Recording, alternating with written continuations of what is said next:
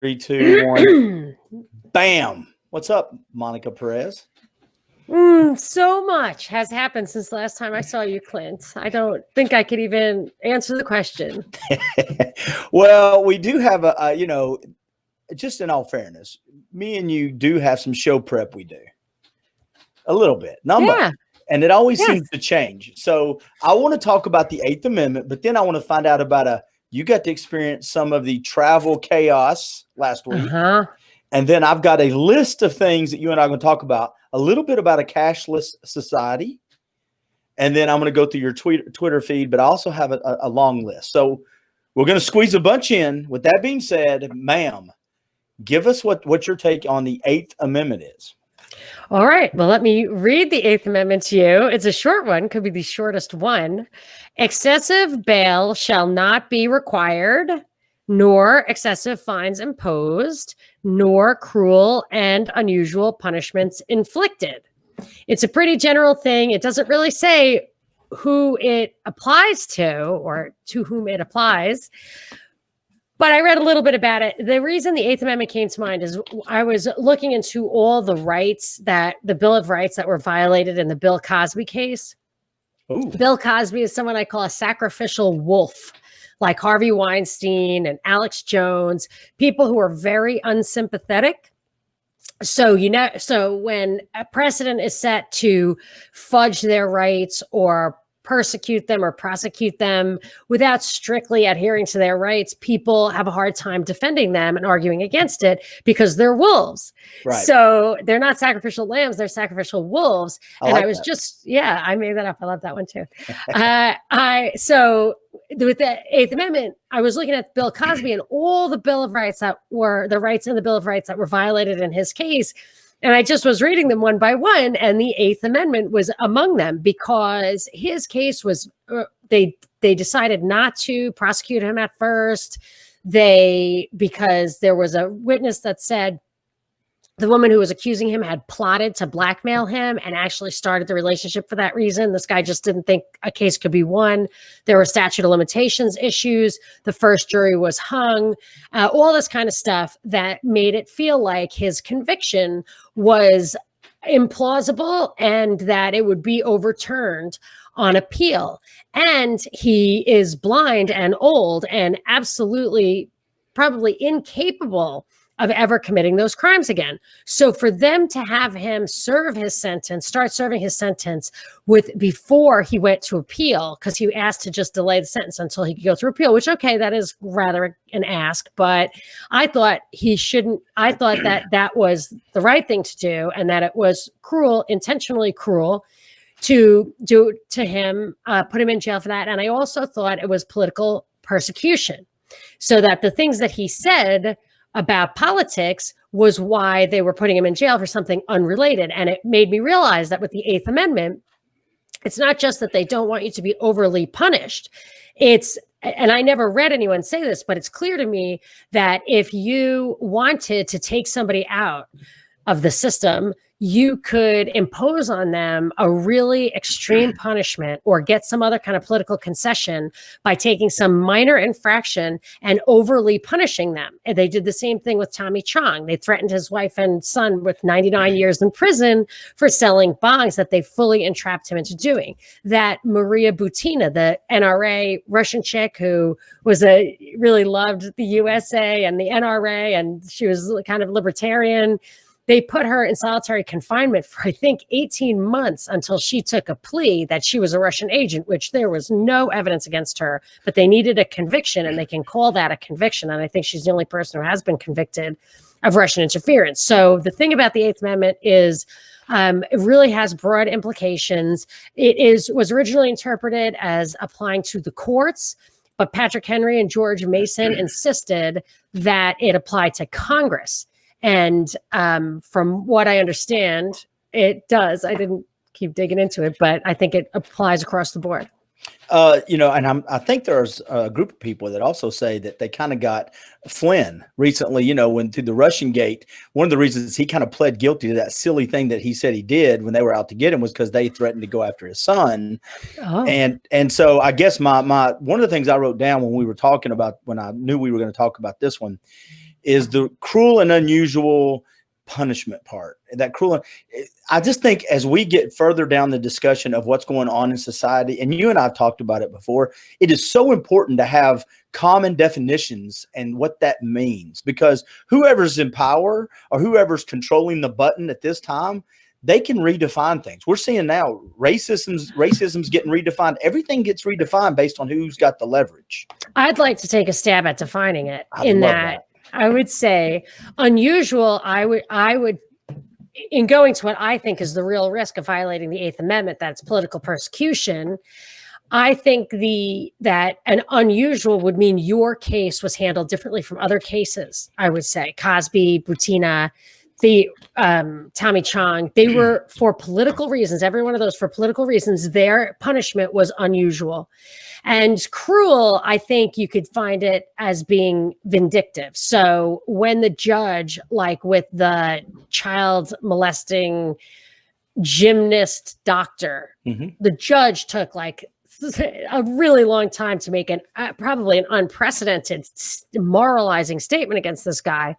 So when you have something like that, if he received an unusual punishment and it looked to be connected to her emotions towards him, I think that could be considered cruel, or just something that was meant to inflict distress with absolutely no retributive or therapeutic value. Well, and I love that. But now you just pointed out kind of how that's the Cosby case itself, violated a few of those.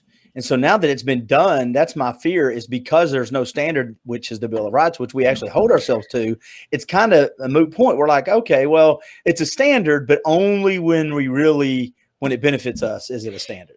So you're pointing out what my original problem is with these sacrificial wolves, is that it's a precedent being set. But I would also say, this is something I learned. It was very humbling when I went to law school, because I was pretty good. I'm actually very good at taking standardized tests. You give me a bunch of answers and I can pick out the right one. And I'm very analytical, spatial, mathy, all that kind of stuff. And I really, for the first time, met my challenge when I went to law school, and it's this idea that logic is not the ruling factor. It's not a black and white. And it was my first insight, just being such a left-brain person.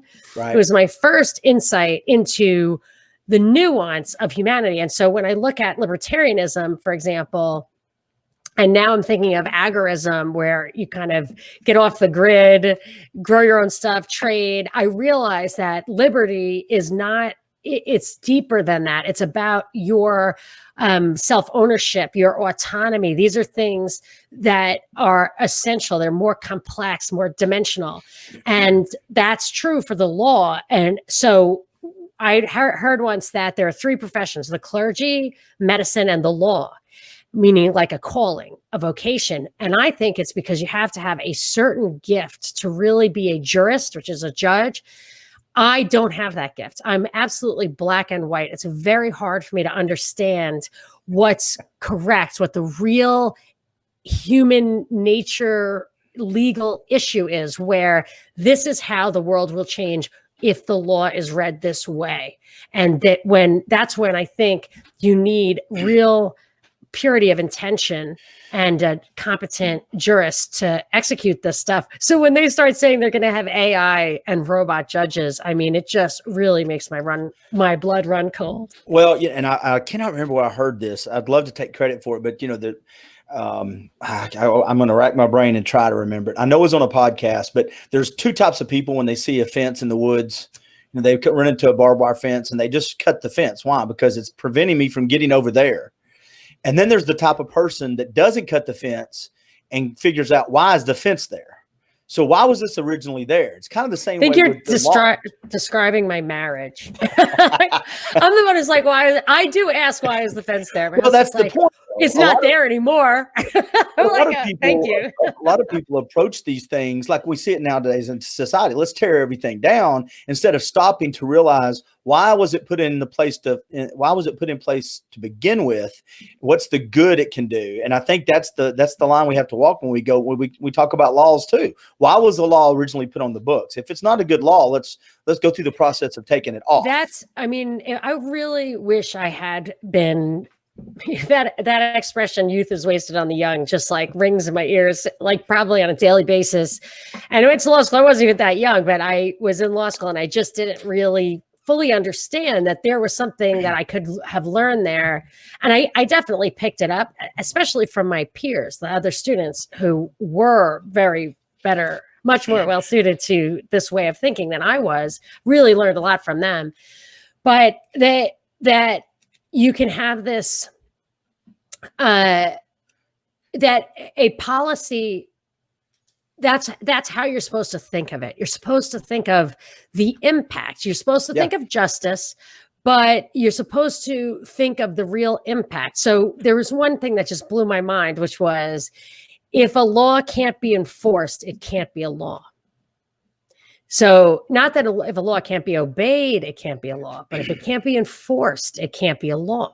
So when people say they don't want voter ID, I say, okay, then you can't have any voter requirements.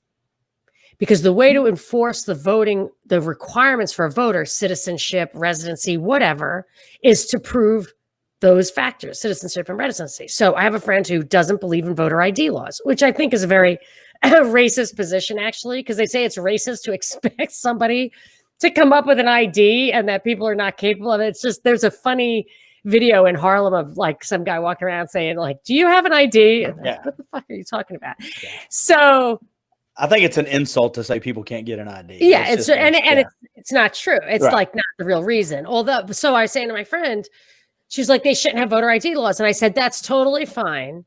So let's not have any criteria. She went to law school with me. I said, it's totally fine. Just let's not have any criteria for voting, because if you're not enforcing it, if you can't enforce it, it cannot be a law. That's right. And then you have to address the real issue, which then is rubbing up against human nature.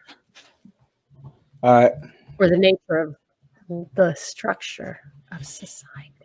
Are you ready? Always ready. You got stuck in New York. I did. You got stuck in the chaos. What happened? I'm laughing now, but boy, were there tears. I mean, I literally, when I came back, I was still kind of crying. I'm not going to get into every last detail for various reasons. I'll give you a few highlights. Okay. I got to New York on a Monday. And I was supposed to go to what ended up being, thank goodness it was awesome, but I was really looking forward to it. We were having a meet and greet in Atlanta. Binkley and I were meeting up with the Neighbors guys who are our sponsors. Right. Neighbors Feed and Seed. And we were having a party, which they did have a great party. But I was bringing my kids to see my mom because the lockdown, our last trip to her was canceled and I didn't know when it would happen again. It's summer. What could go wrong? Let me take them now. She's 91. So we went to New York. I was dropping my kids off. Then I was going to jet down to Atlanta and come back and get them. Come in on a Monday. Tuesday, New York quarantines everyone coming in from California and Georgia. So I was quarantined already. And then if I were to leave and come back, I'd be like double secret quarantined. And my problem was, how was I going to get back to get my kids out of there? If they are checking boarding passes, huge fines. I just didn't want any trouble. I actually know someone who was arrested for opening his bar on St. Patrick's Day. What? Yeah, that's a long story, but arrested in California. Oh, wow. I could find that out. Yeah, I could see about that. Maybe I should talk to him. Anyway, so on air. So I couldn't go to Atlanta. I just couldn't see my way clear. And we left. We were there for a little while, but then we left and went and flew out of Boston because I just didn't want trouble. But two other things happened. So while I was passing through New York just to get out, which I don't know if that's right or wrong, or whatever, allowed or not allowed, I did stop by. Escape from New York. It's like the old movie. Exactly. I escaped from New York. Anyway, well, I won't get into all that, but one thing that was quite devastating that happened, that fellas, that I don't know if I think I told you this, that I was going to, because of the Corona times, Freedom Fest, which is a huge, awesome thing. It's like Steve Forbes, Amash, Rand Paul, like so many people. Dr. Drew was like opening the show. They needed a couple of other hosts because they couldn't have like one room with 1,000 people in it. So they asked me to be one of their 2 additional hosts. And it was like the coolest thing that ever happened to me. It was like way cooler than like 8 or 9 years on the radio. Don't tell me. No, it didn't. It died. It died of COVID. Oh. I know. And I even like bought new clothes and I was like, oh my gosh, I'm so excited. That sucks. I'm super bummed. Super bummed. And that was another thing that I was just kind of like, oh, what will happen if I try to go to Freedom Fest? And they're like, you're California, you're Georgia, you just escaped from New York. Like, how did you even get out of New York? It hasn't even been 14 days because they were checking boarding passes. But I mean, Nevada isn't going to enforce New York. But anyway, that got canceled and just my kids were totally not as like, sure, let's sleep on grandma's floor, whatever. That wasn't I'm sorry. That's great for them as we had hoped, but I had no flexibility. I couldn't rent a car. I couldn't do anything that I wanted to do. Yes, Franny. Oh, thank you, Franny. Thank goodness you still have Clint. Yes, Franny was my savior. Up on me, Monica. So I'm just giving you a heads up, Monica. You're freezing up. Really? A little bit on the video. Just so you know. Okay, I think I can help that somewhat. It's okay. No, I'll talk a little bit while you work on it, but it's 100%. I think Franny did that because the last couple of times you've been on, I've got my ass handed to me by you and your friends. No, to come on here and actually make me use my southern, brain. You got to have an extra coffee. I get a little extra caffeine when you're coming on. Hey, you tell me when you're ready, and then I've got. I'm ready. I think that'll solve the problem. So, Franny, Clint, you are too, actually. Do you have everything else closed? All your other browsers closed? Okay. So Franny was my savior during my trip. I won't get into it, but when a girl can't rent a car, you gotta have friends in high places. Let's see if that helps it. I did have another browser open, but I shut it. So let's see if that works. And if it doesn't, we've done enough of these where people will be patient with us because we give nuggets of gold out here is what we do. There's gold. There is gold. Hey, so let's get your quick opinion before we dive into some Twitter and some really big topics. Are you in favor or do not care or against Washington, D.C. becoming a state? Oh, I'm just doing this off the top of your head. Do you care? No, I did think about that. And I guess the reason maybe it's not a state is that they don't want federal laws that are determined by people's desire to craft a certain environment in that little tiny section. I don't think it's great to have the politicians and all the people who feed off of that nucleus having 2 senators. Then you know what they're going to do. They're going to use that, if it went through, as an excuse to make senators population based. Oh yeah, just be the beginning of the end. I think it's 100% just to sway however close the votes were in the past, it would kind of do away with that because it's never going to go red. DC would never go Republican ever. In the history. I do believe that they'd have to pass an amendment to the Constitution in order. They would. Okay, got time for a couple of big questions, and then we'll go to your Twitter. Did you see the question I sent you about your thoughts on a cashless society? Yes, that's a big deal now. I've been skeptical of Bitcoin from the beginning for that reason. A cashless society has a lot of implications. I can think of 3 off the top of my head. One is it's total surveillance. You couldn't conduct any kind of activity outside the view of law enforcement. So if you want to buy, think about how they could control everything you buy. So have you ever heard the proposal that supplements not be available over the counter? Yes. Okay. So I've been Valtrex. I get cold sores, so gross, but I don't think I'll ever get one again. Valtrex is like $30 a pill, and it will prevent a cold sore. So I discovered recently that lysine, which is like a penny a pill, or a dime a pill, will also prevent, like in my experience, it's doing better than Valtrex, because I just thought there's something wrong with taking antivirals. Anyway, I would not be able to access that. And I was going to tell my dermatologist, but I thought he'll hate to hear it because it will completely eliminate my need for him or the drugs that he represents. So if you had a cashless society, how would you get lysine if you wanted it? And they can't pass a law on it now because it can't be enforced. Well, it could be, but it would be tricky. But you can really just, with the press of a button, enforce all those laws in a cashless society. You can't have a babysitter who doesn't, maybe you want to have some kind of a little bit of a tax resistance. You could never have that. You just couldn't do anything that was not completely permitted. That's the first thing. The second thing is they could actually control you and your opinions or your vocalization of opinions, your political organization, by giving you that credit score that keeps you from participating. It's the mark of the beast. You know what I mean? You can't participate in the marketplace if you don't have the approval of the monetary authority. And then the third thing is it would make the Fed digits, which is what I call the Bitcoin of the Federal Reserve, like when they are going to go to an electronic digital currency, it's not going to be just dollars. It's going to have an exchange rate with dollars. Yep. So if you have the Fed digits, then you can have a negative interest rate, which means you cannot save. You must spend in order to get the value that you put in. And that's why. Did I tell you about my give unto Caesar thing? No.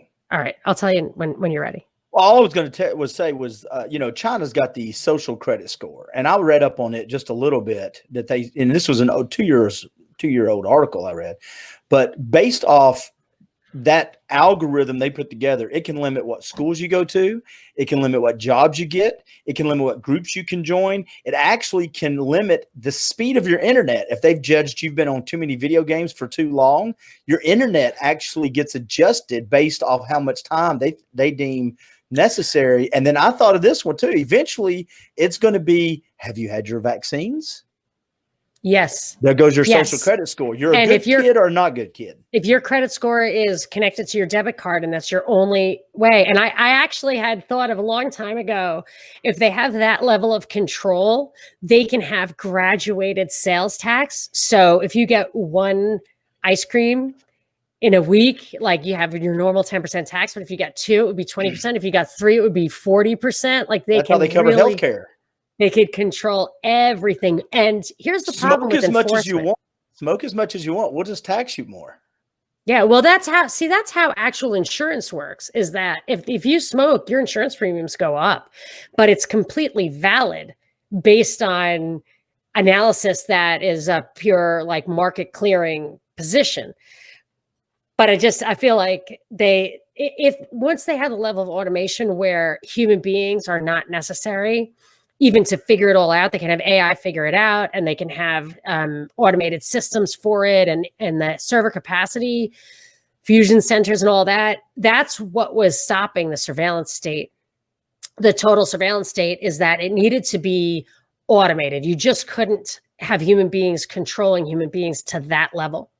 I still think eventually there'll be a chip that can tell how long Clint and Monica we can both air quote look healthy, but Monica, they can tell that you walked for 45 minutes every day and you only had 3 pieces of pie this week because based off your menu and what you spent your money on at the grocery store. So your social credit score is way higher than Clint's, and Clint actually costs society more. So his social score is less. And that way, Clint, you just can't eat at those places this week anymore. You've spent all of your social. I don't know. It's creepy. If you get a UBI, universal basic income, a check from the government, instead of earning your money, they have total control over you there too. And then you're the useless eater. Then if you have to show up for a sterilization procedure if you want. I'm not kidding. They're gonna. That's how. I think that's where this is all going, actually, to be honest. But I had this insight about give unto Caesar. So people who listen to my daily show, which is the Drive Time News Blast in the Propaganda Report feed on your favorite podcasting platform. It's a 30-minute show from a news of the day from a perspective of truth, liberty, and justice. So if you listen to that, then you'll have heard this. But I had this insight that the give unto Caesar passage from the Bible, and people think, like, does that mean you have to pay your taxes? I think that's what it was about. I have to reread it. But anyway, I just feel like we inject our labor, our work into an evil system, and the evil system converts it to Fed digi dollars or whatever. You know, it used to be gold, which is God-given and totally legit. But then it became something else. But actually, I don't know if it's totally legit, because didn't Caesar stamp his face on the gold and we accepted it as a supplement, as a replacement for our labor, for our, you know what I mean? It's like, it's weird. It's a proxy. And anyway, I just feel like we're never going to get liberty and justice within this system. It's over. You and I had this conversation. Actually, one of my favorite conversations 2 weeks ago. So I got a quick question. I've got two other things before we go to your Twitter feed, but this was one I didn't send you, but I sent it to myself. I wanted to remind me to ask you, and it's off the cuff here. So, yeah.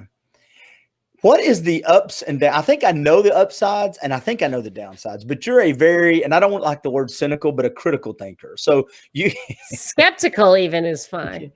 I'm a critical thinker. Yeah. So what's the downside? And I'm not saying that people should just accept everything, but I would think when you're at the level you're at, as far as picking things apart, going to the next question, picking things apart, it's got to be hard to find something you trust in without just immediately, before you even know, I don't trust that, because you don't trust before you find out.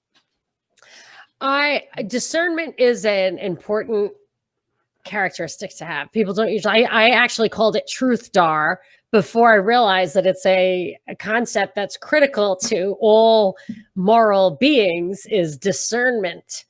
And if we focus on discernment, well, it's not that I don't believe in anything. Like when I talk to people, I always, not a cynical thought crosses my mind when I'm interacting with a human being. Never. I mean, never, to the point where somebody who was a total con man said stuff to me that I absolutely knew was not true. And I just kind of glossed over it. And my husband was so mad at me. He's like, how could you fall for that? You knew he was lying. I was like, I just could not compute, so when I'm talking to somebody, I'm not really a skeptical person like that, unless it's in a political environment, like a big corporate structure. When I worked at Citibank, I was a bit like, what's that guy up to? That was a big company. But the propaganda machine it started out as being mostly true, so that people who had cultivated discernment intergenerationally for millennia were cautious. So I've used this example a lot lately. From what I understand, when they tried to introduce movie theaters into every town in America, most people understood exactly what it was, how bad it was, what a terrible influence it would be to their kids, and would not allow it. So, especially since the movies were immediately kind of racy.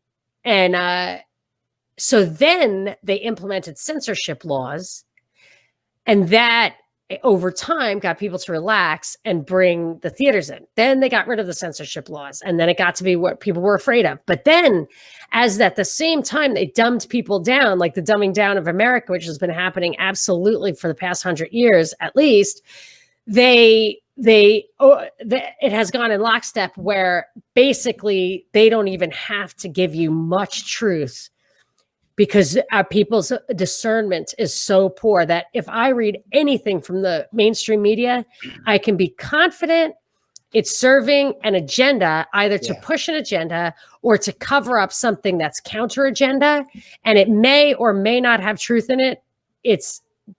So I look for the truth in it, because sometimes there is truth in it, especially a limited hangout when they're trying to cover up a truth by admitting certain points to get the credibility across.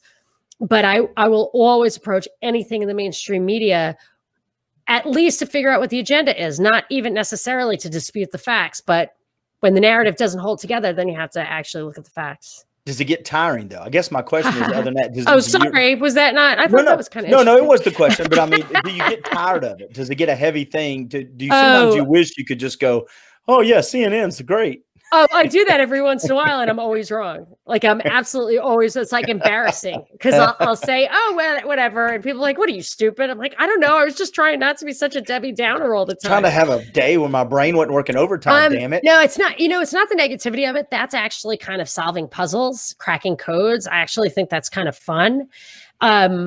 It's just exhausting because we do a half-hour show of 45 minutes for patrons. We do other stuff as well. My co-host Brad Binkley and I. And so for me, it's 4 to 5 hours a day, including Saturdays.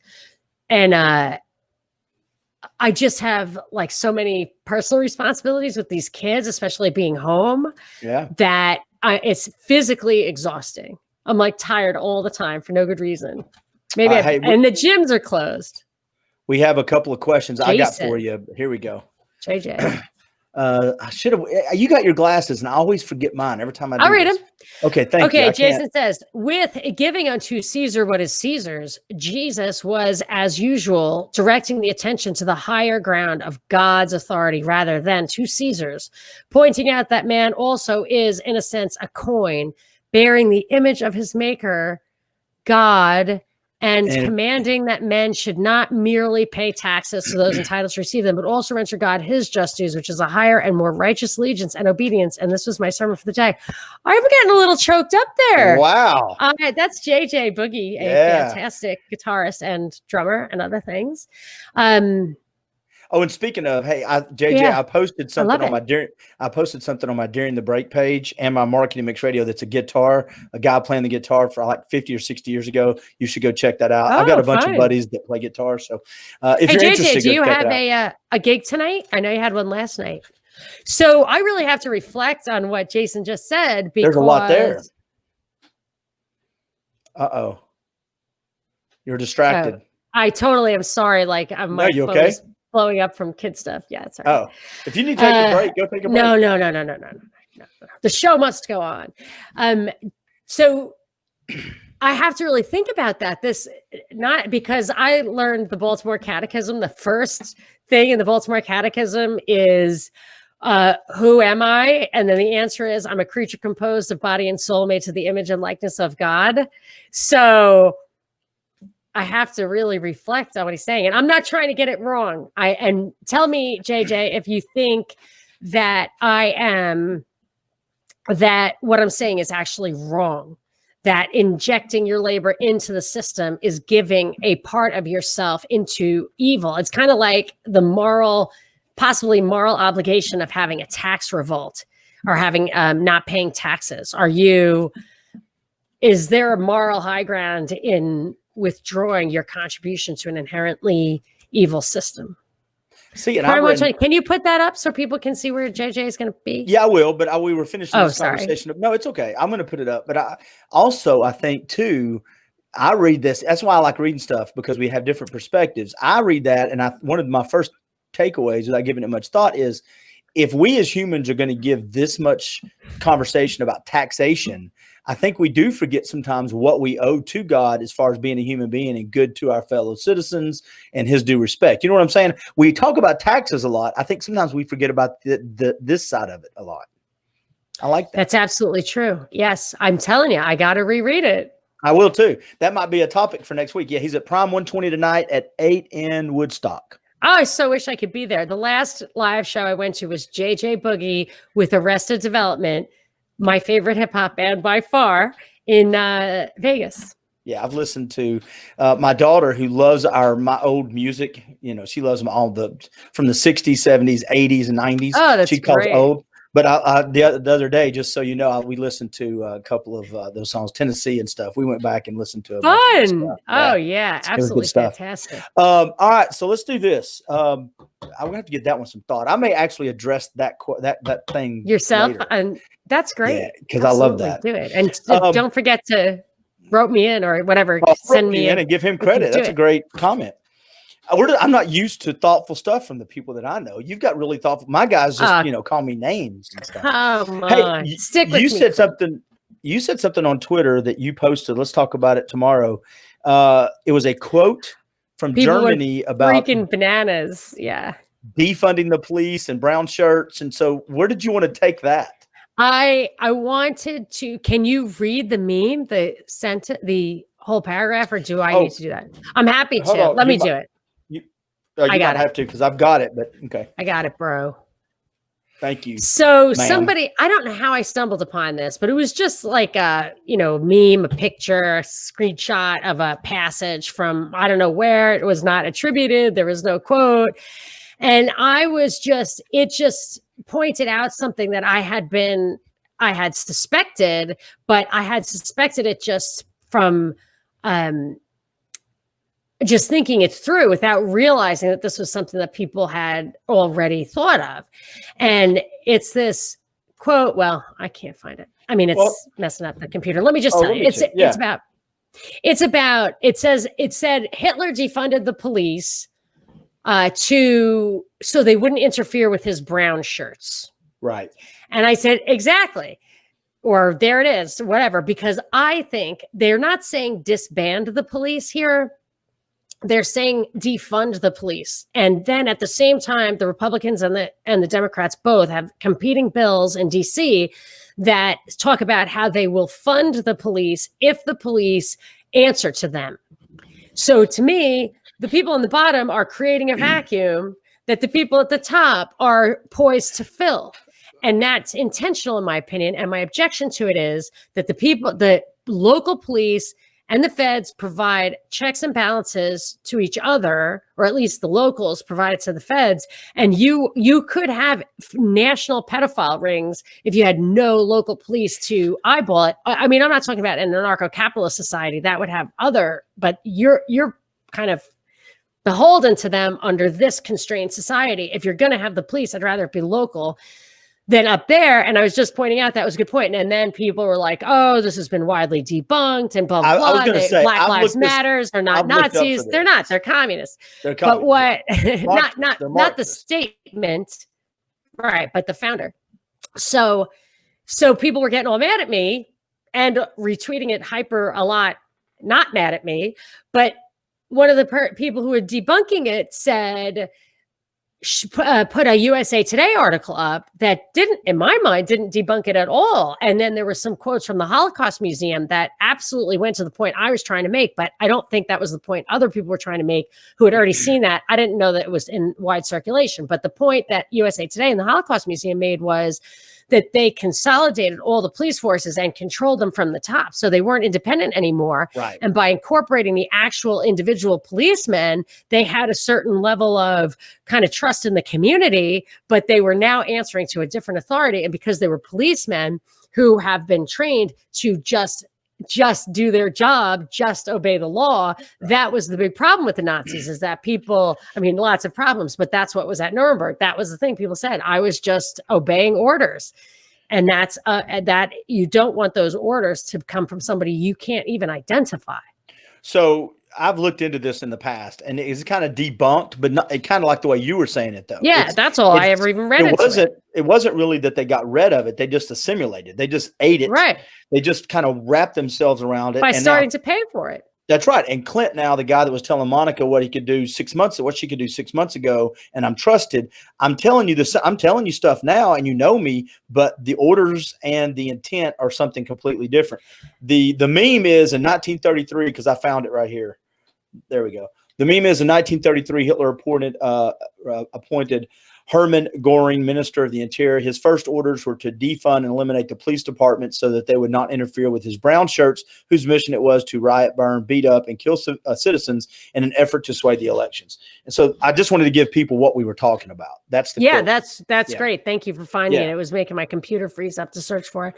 Well, but yeah, that's all I was saying is even if it isn't true for that, I'm just saying that my idea isn't a concept that is completely unheard of. And even if he didn't do it, we are doing it.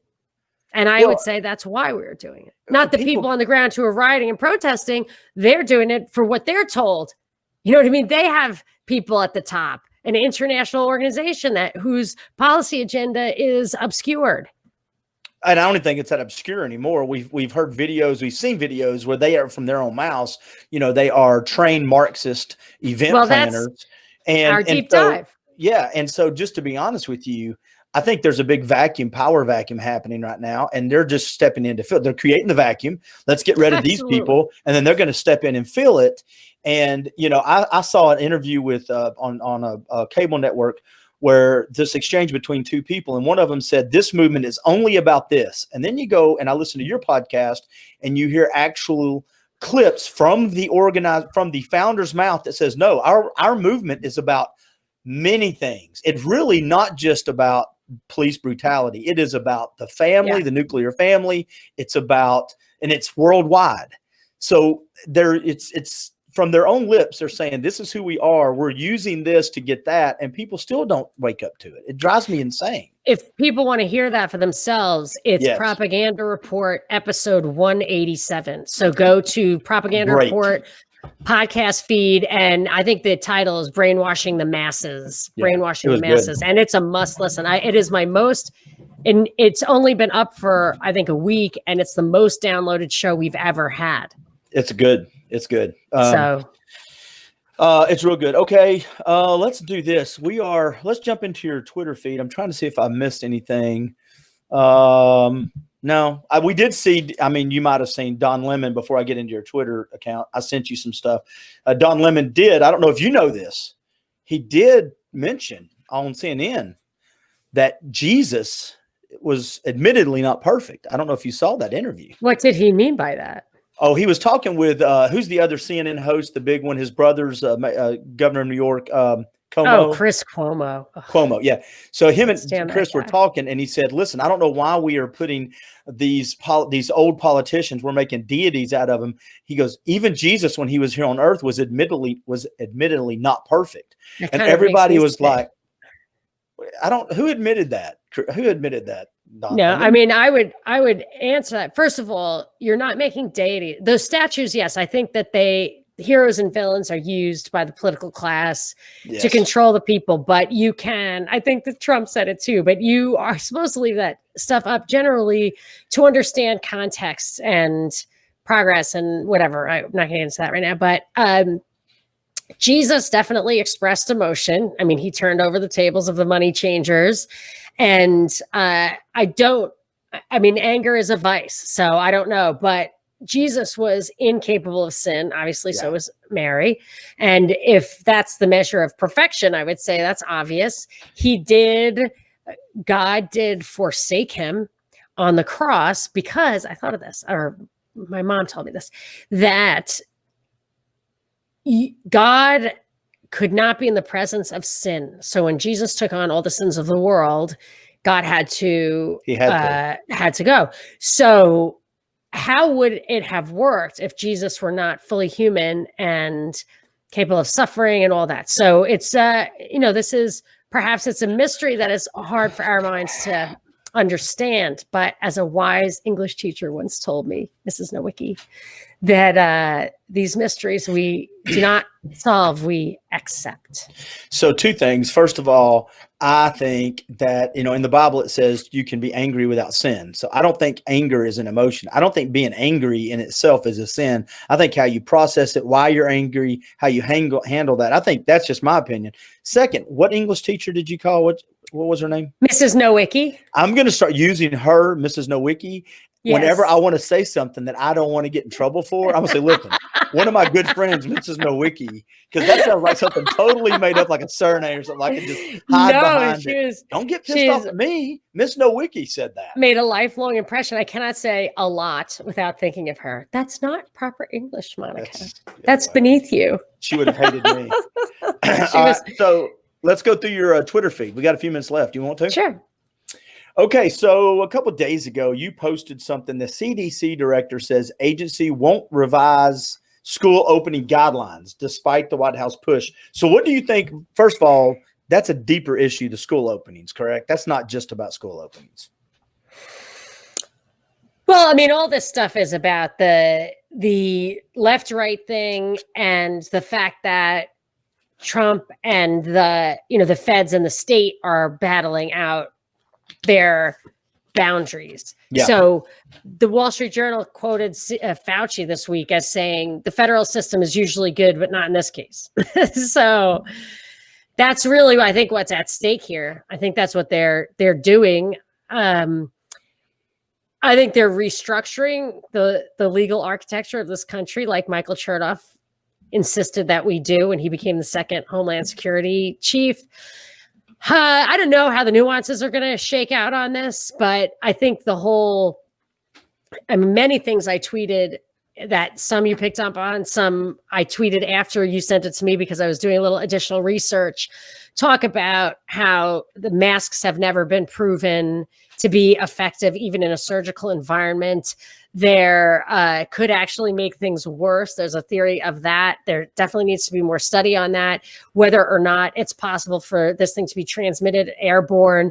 And while I was doing research for you, I came upon this thing that really blew my mind, and I should have caught on to it before. I can't believe I didn't.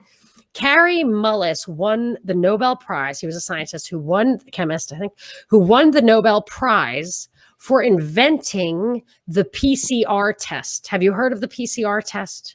No, the coronavirus test is a PCR test. When you go get tested, it's a PCR test. And what a PCR test is, it finds fragments of a DNA and it amplifies them by putting stuff in there that can reproduce it so you can see it more clearly. It is not about viral load. It's not about quantity at all. As a matter of fact, it's used when quantities are low and degraded and fragmented. And I tweeted many quotes from him today because he strongly disagreed for using PCR tests to detect infectious disease. Strongly disagreed with that. So that would explain why. Did he give a reason why? Just its accuracy? He said because it's all about quality. All it's doing is helping you identify fragmentary DNA in the sample. That's all it's there to do. It is absolutely not. You cannot infer quantity, infectiousness, nothing. But you can tell if you've had it. No, it doesn't. No? And I'll tell you this. It's a fragment of DNA that is associated with the theoretical virus. They have never purified the virus that is allegedly causes COVID-19.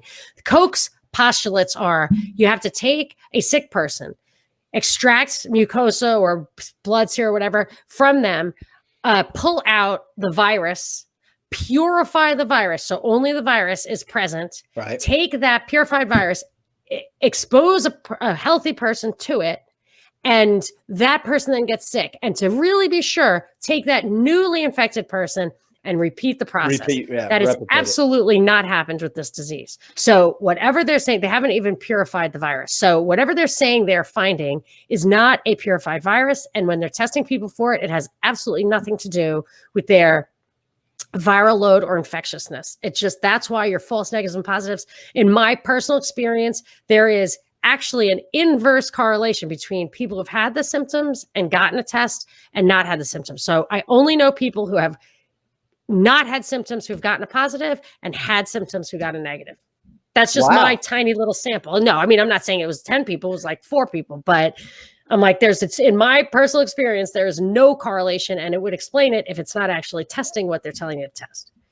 Okay. You also posted, because we try to move fast through the Twitter account feed, because the whole purpose is to get people to go to your Twitter account. I just counted that was like 4 tweets that I just covered. But by the way, though, your Twitter feed, you're getting some traction. Mm-hmm. People like it. How many people do you have now? I haven't gotten another 1,000 since last time we talked, but I think it's like 13.3, which is nothing. You know, people easily have 25, 65, a million.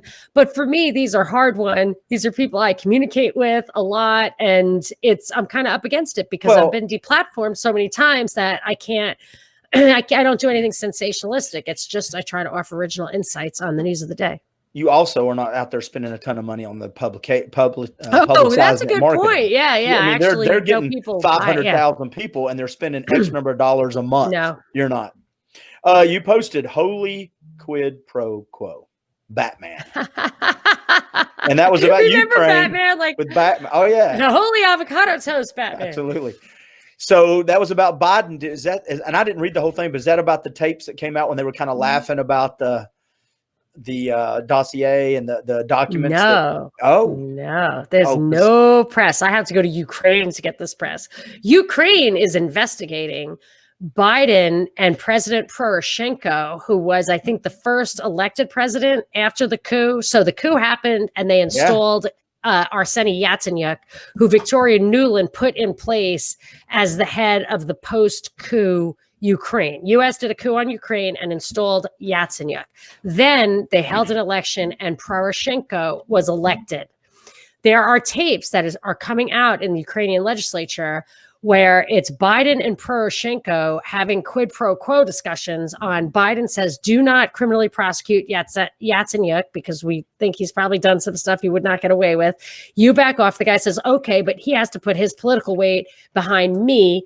And I think another thing was the CIA has to track down this fugitive I want to get my hands on, something like that. But these tapes are, I think, that they were bubbling up. And I think that all this Biden running for president, the impeachment, Trump's phone call with Zelensky, I think all of that stuff was modeled on this to defuse it, to keep Biden from going to jail. Because then there was not only that, but Biden and his son didn't just benefit because his son got a little salary from Burisma.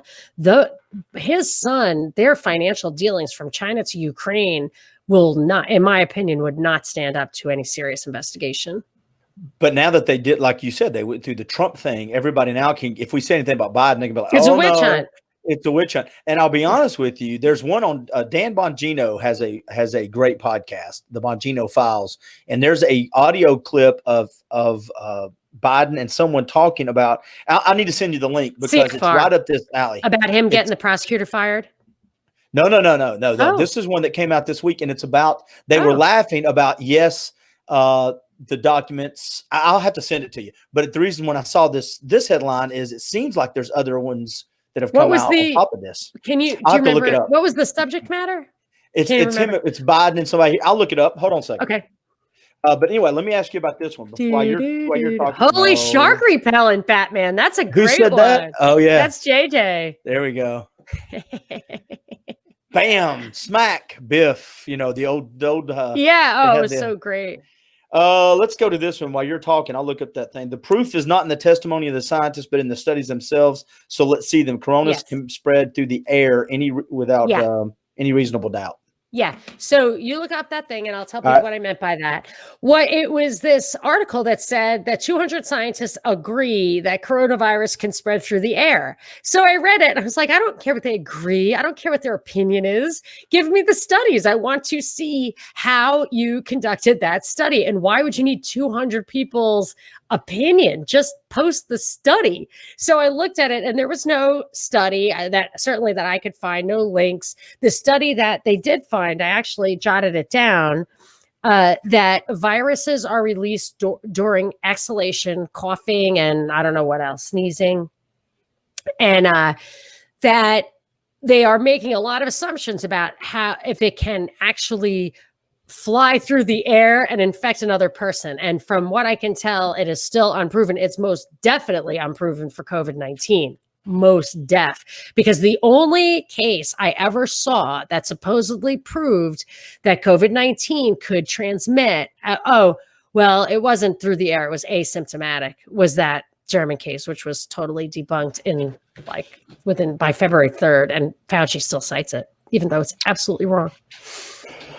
What do you got? Find that link. Nothing. I'm frustrated. I'll find it for you and send it to you. It doesn't. All right, put it in the notes. Put it in the comment. Oh, I'm going to put this on my YouTube. So when we get that there, we'll put it in the comments. Maybe. I think that's all the ones I sent you, though. I sent you some from last week, but then we didn't do a show last week. So did you do the Kanye one? Did you send me the Kanye one? I did. I sent you a bunch last week before last. If you and the Twitter. Oh, I didn't know that. The Twitter Jack Dorsey thing. Yep. I sent you that one. I sent you Barr, FBI. Oklahoma. You sent me a lot of things. The Oklahoma ruling. Oh, did I? Yes. I don't see those. You have to bring them back up. Hey, by the way, Kanye's running for president. I know. I think you sent me the tweet that I sent out that he was being accused of a psychotic episode because he said something like, don't let your race define your political party, or I don't know what the hell he said. But it's just funny because the movement definitely is for red flag laws and domestic terrorism and taking people down that quote deviant opinions or conspiracy theories or stuff that deviates from the mainstream propaganda push is a sign of mental illness. I mean, it's just de facto does not allow, I don't know if de facto is the right word, but it just does not allow dissenting opinion. Because if you're dissenting, you're crazy. It's like when my father is teaching me Catholicism. He said, Catholicism says that if you truly consult your conscience, fully inform your conscience, and then consult it, you may, and I would say must, obey your conscience, even if it's contrary to the teachings of the church. Then he added, but if you're disagreeing with the church, you're obviously not fully informing and have a fully formed conscience. Like, it cannot be done. It's an impossible situation. And I feel like it's the same thing for mental illness. If you disagree with the official narrative, that is proof positive that you're mentally ill, which totally negates everything about the concept of liberty and political dissent. It blows up the First Amendment. Fauci is a fake. Sorry to be late, but I'll enjoy listening on YouTube. Yes, Fauci is fraud. He should be prosecuted. So when you see him and Trump going at it, does that mean that you like Trump for that brief moment? Doesn't Fauci work for Trump? I think I don't know that relationship. I just know that they've been going at it for a couple of days. Trump could fire him. So tell me if that's not an act. I can't win with you. I can't get you to like Trump for one reason. Hey, what do you think about the Twitters? What Jack Dorsey, the universal income? So Jack Dorsey, the big tech billionaire, whatever, is using his tremendous influence and money to start a UBI program where he's just going to give people money. Stockton, California did it too. A very isolated, and I don't know what the point is. I guess it's just to pave the way for it to be a forcible point of the gun. All of society has to give over some of its money to other people. And I'll tell you, the victims are the ones who get it more than the ones it's stolen from, to be honest with you. It's very subversive, and it keeps people down, and it will keep society stratified and will have negative racial impact. All of that is my opinion. But my point of the tweet was that every big tech billionaire, and the ones that I've investigated, which were all of them at the time I investigated it, had one degree of separation from military intelligence or some high-ranking military deep state operation. I don't know about Jack Dorsey. I didn't check him out at the time, I don't think, although maybe I did. But every one of them seems to have some social engineering silo that they're responsible for. I mean, why can't you just get rich and not? You know, it's as Binkley and I were talking about Eminem, propagandize or die. So he's got a song that's, you know, hits hard at people who don't wear masks, you know, because he speaks truth to power. So I've never seen you get into something like that before. Yeah, it just pisses me off. So anyway, when you get to be a certain level, you're assigned a cause that you have to give so much back to. Yes. And then since I tweeted that and you tweeted it back at me, a guy named Chris Larson, a big tech billionaire, is introducing surveillance cameras all around San Francisco. Even though the city is kind of constrained about the amount of that they can do, he's doing it as a public service because there are so many crimes against property. So thanks, buddy. Thanks for setting up a private surveillance system. Are they going to catch all the people taking dumps in the middle of the street in San Francisco and peeing on the sidewalks? That's what they're doing now. That's what, you know, there's. Should we try to think that through? I mean, if the city is allowed to put up video cameras like that, so are private individuals. And I would further say that all private individuals should, if that is a true right, that there's absolutely no public privacy, I can understand that, then every government camera should have a live streaming URL. I heard you say that about the body cams. Yeah, it should be continuous. You cannot edit it, because if they have the right to do that without a warrant, then this guy has the right, and we have the right to see not his, but theirs. Yeah, I heard that about when you said that about the body cams. I thought it was interesting how you go ahead and pull all the statues down you want. Feel free to start those fires and riot, because we're just going to stand over here with our body cams, capture all the stuff we need. We'll go back and research it, and we'll come get you later. And selectively. That's when the Eighth Amendment comes in. I don't know about selectively. Because if you're out there burning stuff down, I don't care. Just get some of them. Well, they're probably not going to get the agents provocateur they sent in there to start it. Oh, there you go. Little conspiracy drop, little bing. Oh, come on. Come on. You think they don't do that stuff? Come on, Clint. I will say this. I've never seen a movement that has been hijacked the way this recent one is. It is so powerful now that not only do they come out and say who they are this, we're Marxist. This is our agenda, the nuclear family. We're pulling things down. All of this stuff. It's 1984, but now you can't even. I have seen people get in trouble for not saying the mantra.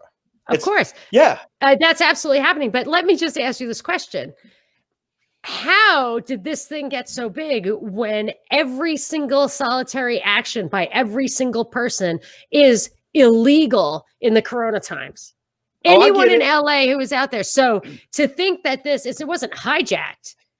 It was. What did Blasio? Who's the mayor? De Blasio in New York, or no? De Blasio. He just came out and said, like within the last 3 or 4 days, I know. You can't go to church. We're not going to have events. No park stuff. But you can riot. But you can protest. And if they say that out loud, talk about bass backwards.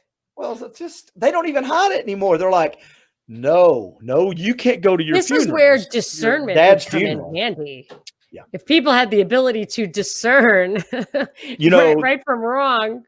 One of the coolest things, and what was your teacher's name again? Nowinski? Mrs. Nowicki. Okay. One of the coolest things Mrs. Nowicki talked to me about back in the day was how to find your podcast. So tell us what Miss Nowicki. This reminds me of my podcast because Binkley was saying how they took Martin Luther King's image mural, they painted a mask on it, and they had him say wear a mask, which is a misattribution.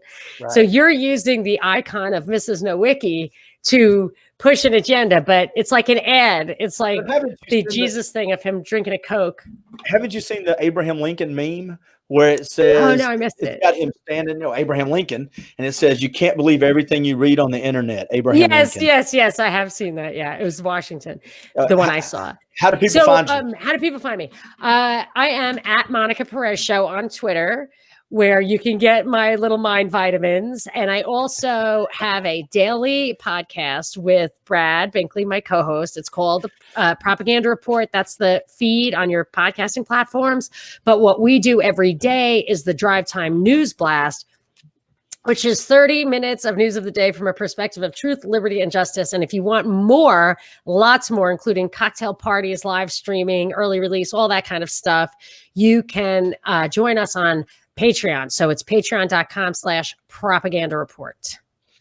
And I've noticed that you have been doing more podcasts with other people, which I like. You've been jumping on other podcasts. We did Swapcast. Well, I had to take some time off. So I front end loaded all my work. I did a great podcast with the Make Liberty Great Again guys. We did a Swapcast with Truth or Theory, which is the second most downloaded show we've ever had. It was amazing. So we've got lots of great stuff there. James Corbett, Greg Carlwood, David Crow of The Infectious Myth. If you're interested in why I don't believe everything I hear about viruses, Bellamy Fitzpatrick, who is the Green Anarchist. But you should tell my people, because I put this on YouTube, how to find you, Clint. You can go find me at duringthebreakpodcast.com. I have a YouTube channel, but it's The Clint Powell, because when I got my account set up, there was all the other Clint Powells were taken. Apparently it was a very popular name. So I'm The Clint Powell. And I have a great podcast I do with a gentleman that's in the outdoor industry for 40 years. And he has, we do about the great adventures in the great outdoors, dayfirepodcast.com, from folks all around the world. It gets tons and tons of listens. That's I love it. Great.